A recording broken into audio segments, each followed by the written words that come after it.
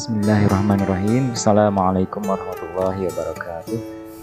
Anak-anak kelas 9 yang dimuliakan Allah, untuk pendidikan Pancasila dan kewarganegaraan, pada kesempatan kali ini kita sudah masuk ke pembelajaran ke bab 6 ya, yang sebelumnya antum telah melaksanakan penilaian tengah semester. Mudah-mudahan nanti hasilnya sesuai dengan harapan antum semua ya. Sebagaimana disebutkan di awal, kita sudah masuk ke bab terakhir, bab 6 di sisa semester 2 setelah PTS, ujian PTS.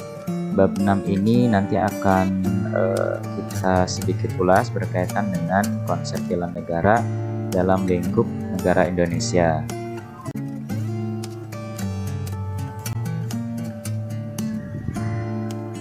Kita mulai masuk bab 6 ya, konsep bela negara dalam lingkup negara Indonesia. Adapun tujuan pembelajarannya, setelah melihat video pembelajaran, maka diharapkan peserta didik mampu menjelaskan makna bela negara dengan benar. Yang kedua, setelah mencari kasus yang berkaitan dengan pertahanan dan keamanan melalui penugasan nantinya, maka peserta didik mampu membedakan peran komponen pertahanan negara dengan benar. Yang ketiga, setelah mempelajari bentuk ancaman pertahanan negara, siswa mampu mengidentifikasi bentuk-bentuk ancaman terhadap keutuhan Negara Kesatuan Republik Indonesia dengan tepat. Yang keempat, setelah mempelajari upaya bela negara dalam berbagai bidang, peserta didik mampu menerapkan perilaku bela negara dalam kehidupan sehari-hari dengan baik. Itu adalah tujuan pembelajarannya anak-anak semua. Kemudian bab 6 ini insya Allah akan terbagi menjadi 3 subbab, yaitu terkait dengan bela negara itu sendiri. Kemudian yang kedua, bela negara dalam mempertahankan negara. Yang ketiga, mewujudkan bela negara sebagai bentuk cinta tanah air. Sebagai awalan, anak-anak coba lihat salah satu potret gambar yang terjadi di lingkungan sekolah. Ya, ada siswa-siswi yang berdiri, berbanjar, berbaris rapi dengan seragam yang dikenakan. Ya, ini adalah pelaksanaan upacara bendera. Ya, yang kalau dilaksanakan di sekolah kita berarti dilaksanakan di setiap hari Senin pagi ya. Kita melaksanakan upacara bendera. Nah, kalau antum tahu, maka upacara bendera ini pun menjadi salah satu sarana ya, salah satu sarana atau wadah untuk menanamkan rasa disiplin dan juga cinta kepada tanah air di lingkungan sekolah. Rasa cinta tanah air ini merupakan upaya menumbuhkan kesadaran bela negara. Lalu, apa yang dimaksud dengan bela negara?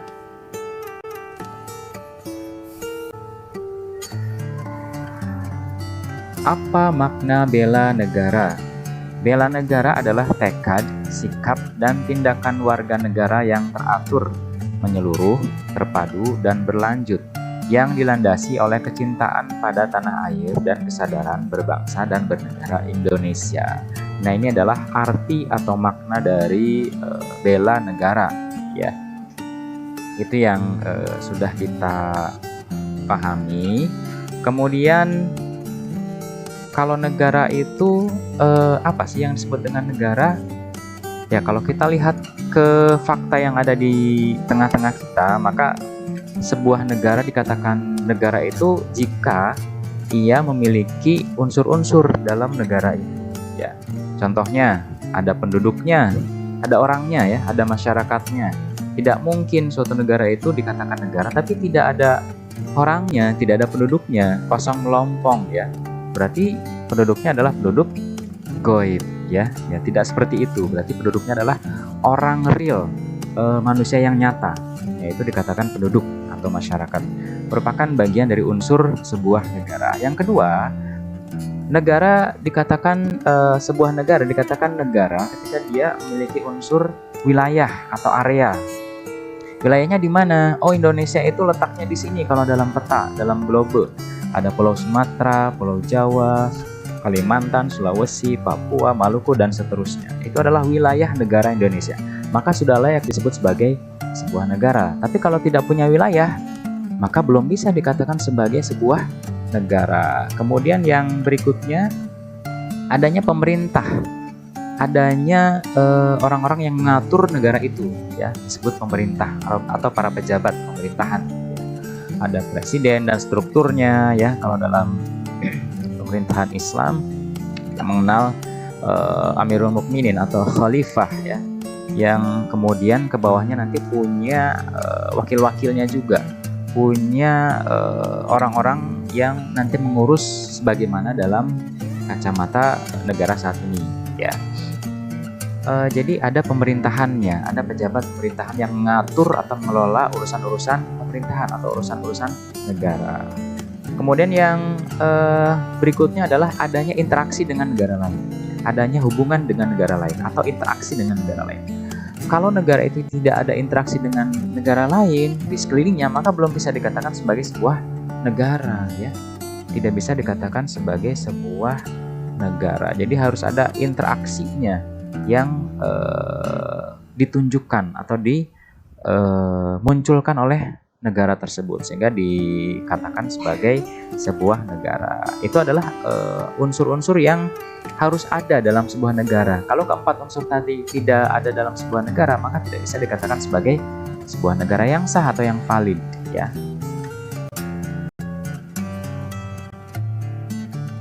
Kemudian apa landasan hukum dari aktivitas bela negara?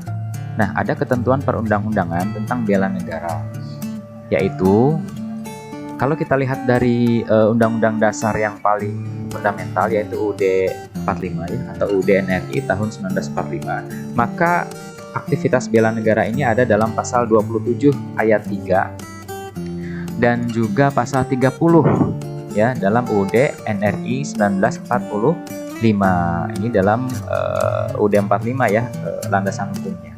Kemudian yang kedua ada dalam ketetapan MPR, yaitu TAP MPR nomor 7 /MPR tahun 2000. Ya, itu landasan hukum dari ketetapan MPR, ya, landasan hukum yang kedua.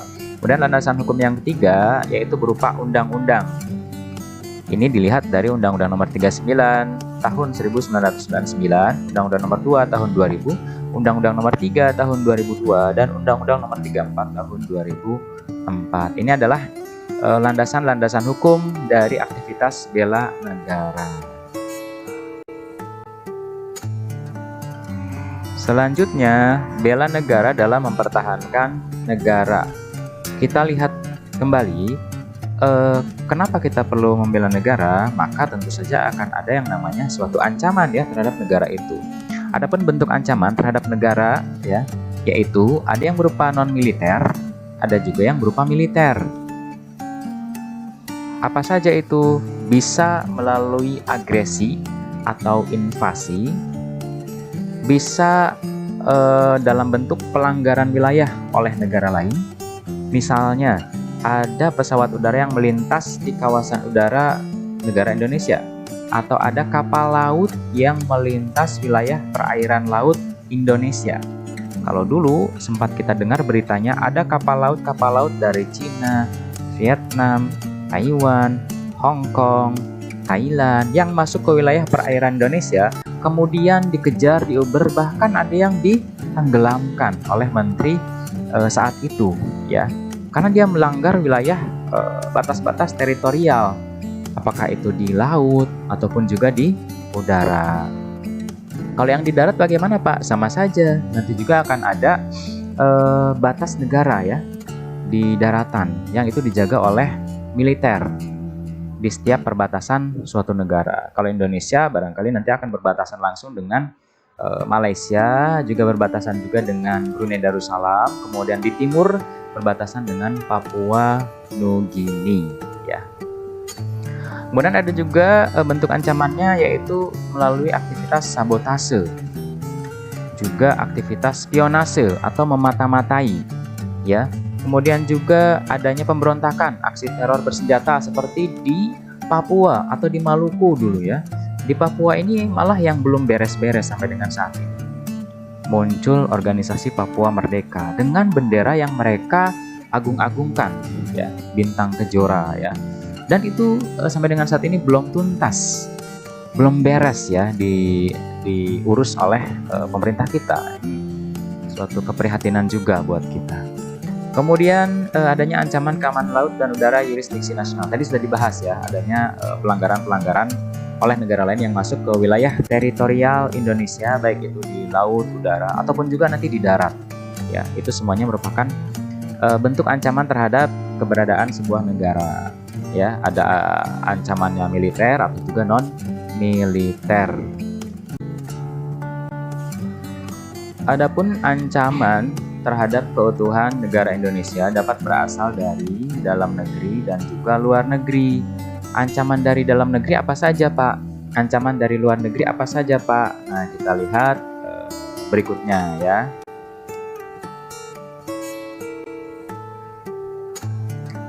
Yang pertama, ancaman dari dalam negeri. Nanti akan dibedakan menjadi beberapa bidang. Yang satu yaitu ekonomi, bidang ekonomi. Contohnya menurunnya minat masyarakat terhadap produk domestik atau produk dalam negeri. Ya, karena mungkin kalah saing dengan produk-produk luar negeri, apakah itu harganya atau juga kualitasnya. Bahkan masyarakat kita itu malah lebih bangga ketika memang menggunakan produk-produk buatan dari luar negeri, apalagi yang bermerek ya. Mereka akan sangat bangga sekali ketika menggunakan produk-produk dari luar negeri, apalagi yang branded, yang bermerek. Kemudian meningkatnya pengangguran. Saat ini jumlah pengangguran Indonesia terbilang sangat tinggi ya, meskipun mereka itu sudah memiliki gelar sarjana atau bahkan lebih dari itu. Jadi buat antum sebagai motivasi, maka selagi masih muda, maka manfaatkanlah usia muda antum untuk menuntut ilmu, untuk belajar, untuk sekolah. Karena yang sudah sarjana saja tidak menjamin memiliki pekerjaan ya.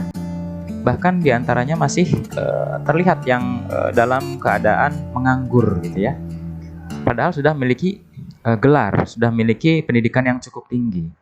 Tapi itu tidak menjamin. Karenanya antum selain nanti dituntut untuk bisa berpendidikan tinggi, juga harus punya skill atau keterampilan ya, salah satunya untuk bisa bersaing dengan yang lainnya. Kemudian penyerapan tenaga kerja yang kurang, apalagi sekarang sudah mulai digalakkan yang namanya penggunaan mesin-mesin dalam industri atau robot-robot dalam industri. Jadi peran manusia itu sudah mulai dikurangi ya, otomatisasi ya, jadi semuanya serba otomatis melalui mesin atau robot yang nanti akan menggantikan peran manusia atau karyawan atau pekerja ya. Kemudian yang berikutnya bidang pertahanan dan keamanan. Adanya aksi pemberontakan di beberapa wilayah di Indonesia. Ya, kalau yang sekarang itu terjadi di Papua, sebelumnya sempat terjadi juga di Maluku, ya sebelumnya juga sempat ada konflik dengan Timur sebelum lepas ya. Itu yang terjadi. Kemudian sosial budaya, adanya penyalahgunaan obat-obatan terlarang, narkotika dan zat-zat aditif lainnya ya. Narkoba ya. Kemudian juga pergaulan bebas, aksi tawuran pelajar ya, ini masalah-masalah remaja ya, masalah-masalah remaja ini. Jadi jangan sampai antum juga terlibat di sini, karena ini sungguh sangat memprihatinkan ketika kaum mudanya, kaum remajanya terlibat di sini. Padahal mereka adalah tumpuan harapan masa depan dirinya sendiri dan juga keluarga, juga agama dan bangsa. Jangan sampai terpengaruh dengan budaya-budaya yang memang tidak islami, tidak baik. Jadi harus membentengi diri antum dengan fondasi keimanan dan ketakwaan yang kuat, dan hindari hal-hal yang sekiranya itu bisa antum hindari ya, kemaksiatan dan seterusnya, hal-hal yang dilarang oleh agama Islam. Sikap perilaku berorientasi ke barat-baratan atau westernisasi ya, ini dalam bidang sosial budaya. Yang selanjutnya dalam bidang politik, adanya tindakan makar ya dari sekelompok politik di ranah perpolitikan Indonesia. Kemudian juga adanya aktivitas politik uang, apalagi jelang pemilu ya ketika akan pemilihan umum atau bahkan pilkades saja terkadang suka ada ya serangan fajar namanya. Politik uang dimainkan di sana. Subuh-subuh pagi-pagi mereka datang ke rumah-rumah untuk menyerahkan amplop ataupun bingkisan dengan pesan tertentu. Harus dicoblos nomor ini calonnya supaya calonnya ini bisa menang sebagai kepala desa. Kemudian masalah berikutnya, korupsi pejabat. Kita tahu korupsi pejabat kita sangat banyak ya. Bahkan menurut peneliti yang ada di kita, status tahanan KPK itu diisi oleh orang-orang yang mayoritas S1, S2, S3 ya. Tidak ada yang tahanan korupsi itu levelnya di bawah itu ya. Yang paling banyak. Jadi yang paling banyak itu justru yang berpendidikan tinggi ya, sangat miris sekali kita. Pendidikannya tinggi tapi adabnya, etikanya, moralnya, akhlaknya itu tidak dipakai, tidak digunakan. Ilmunya tinggi tapi adabnya atau akhlaknya tidak digunakan ya. Ini yang sangat memprihatinkan. Jadi korupsi ini bahkan sudah ada lembaga anti korupsinya pun kegiatan korupsi masih banyak ya. Apalagi tidak ada lembaga KPK, Komisi Pemberantasan Korupsi. Kemudian yang selanjutnya persaingan tidak sehat partai politik. Nah ini juga biasanya jelang pemilu juga terjadi ya. Demikian beberapa ancaman dari dalam negeri, contoh-contohnya ya. Yang kedua yaitu berupa ancaman dari luar negeri.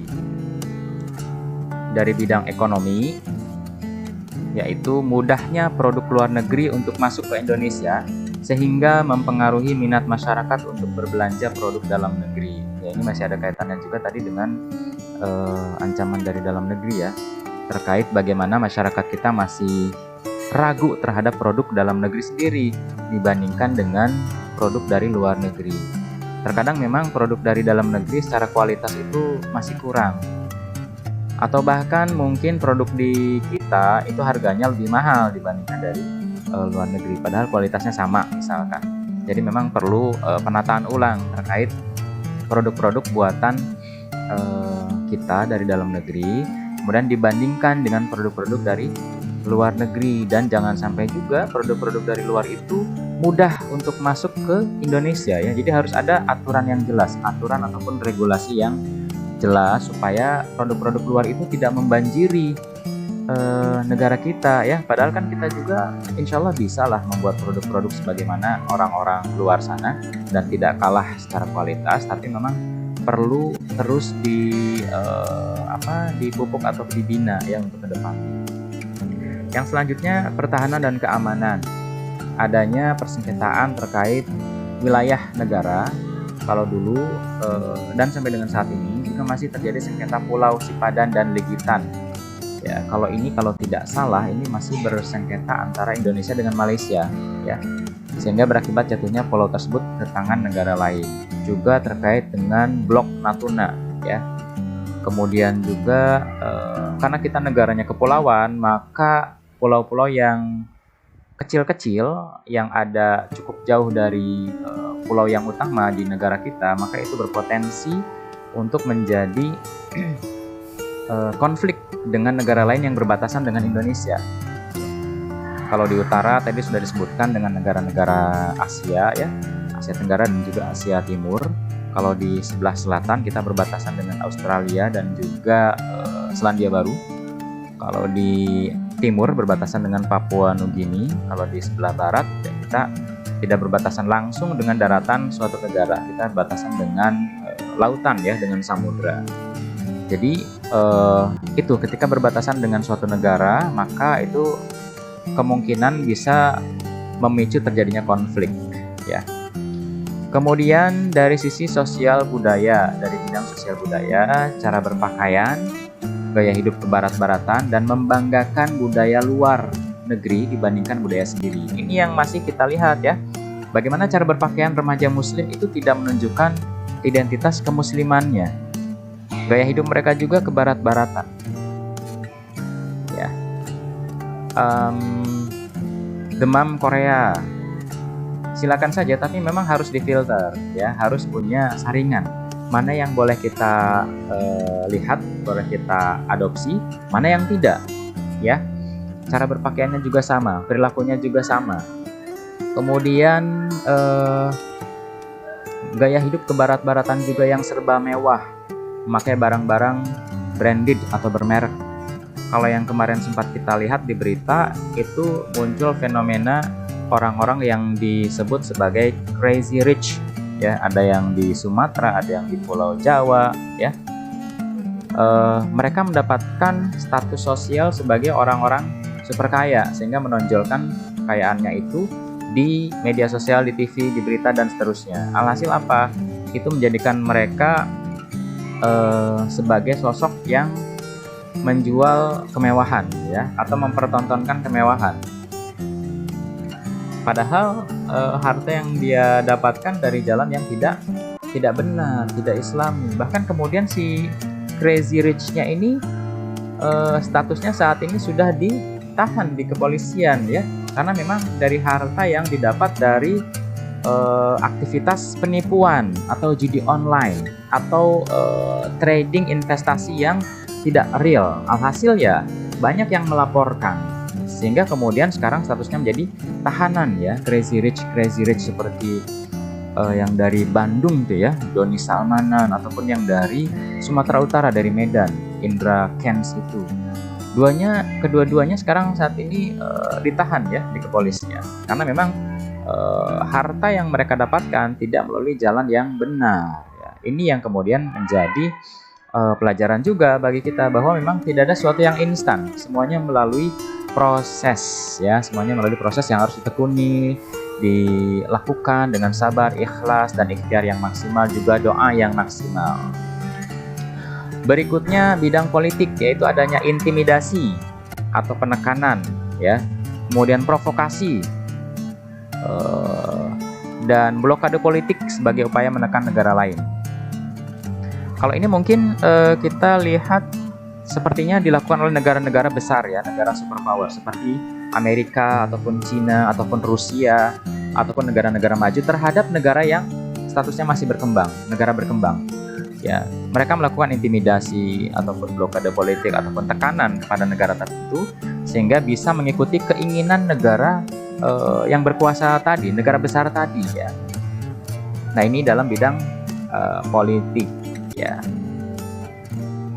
Kalau kita lihat di dunia internasional sekarang yang sedang marak adalah adanya peperangan antara Rusia dan Ukraina ya, dengan latar belakang konflik politik ya, sehingga merembet ke mana-mana dan juga mengikut sertakan negara lain dalam blok-blok negara tertentu ya. Itu yang terjadi saat ini.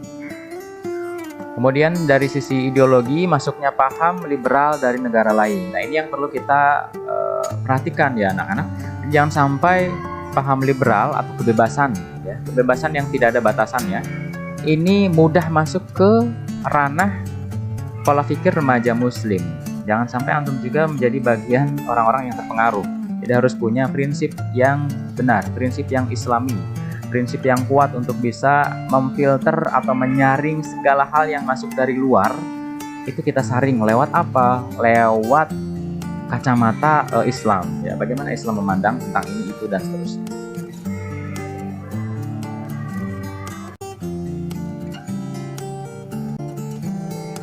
Kemudian bagaimana bentuk-bentuk aktivitas dalam membela negara? Bisa dilakukan secara fisik atau perjuangan fisik, bisa juga melalui jalur diplomasi. Perjuangan fisik contohnya yaitu adanya pertempuran 5 hari di Semarang, pertempuran 10 November di Surabaya, pertempuran Ambarawa, pertempuran Medan Area, Bandung Lautan Api, pertempuran Puputan Margarana, perlawanan terhadap agresi militer Belanda, dan adanya perang gerilya. Ini melalui aktivitas perjuangan fisik atau peperangan ya, perjuangan pertahankan kemerdekaan Indonesia dari penjajahan. Jadi memang ada bentuknya secara fisik ya, tidak dalam bentuk yang kedua. Yang kedua apa? Yang kedua adalah melalui jalur diplomasi. Seperti apa, Pak? Seperti perjanjian Linggajati, perundingan Renville, perjanjian Rumroyen, dan konferensi Meja Bundar. Ini contoh dari jalur diplomasi, jadi tanpa peperangan ya. Ada catatan-catatan, ada kesepakatan. Oh, Anda harus seperti ini, kita harus seperti ini. Antar negara itu jadi ada perjanjiannya untuk saling menahan diri, untuk saling mengikuti apa yang tertuang dalam perjanjian itu, dalam perundingan itu, dalam kesepakatan itu. Jadi bentuk bela negara bisa dua hal ini ya, bisa fisik, bisa juga non fisik, yaitu melalui jalur diplomasi. Mewujudkan bela negara sebagai bentuk cinta tanah air. Dalam bidang ekonomi, tentu saja kita bisa memulai dengan mencintai produk dalam negeri, apalagi memang produknya itu secara kualitas bagus ya, keren, tidak kalah dengan kualitas dari barang luar negeri lainnya.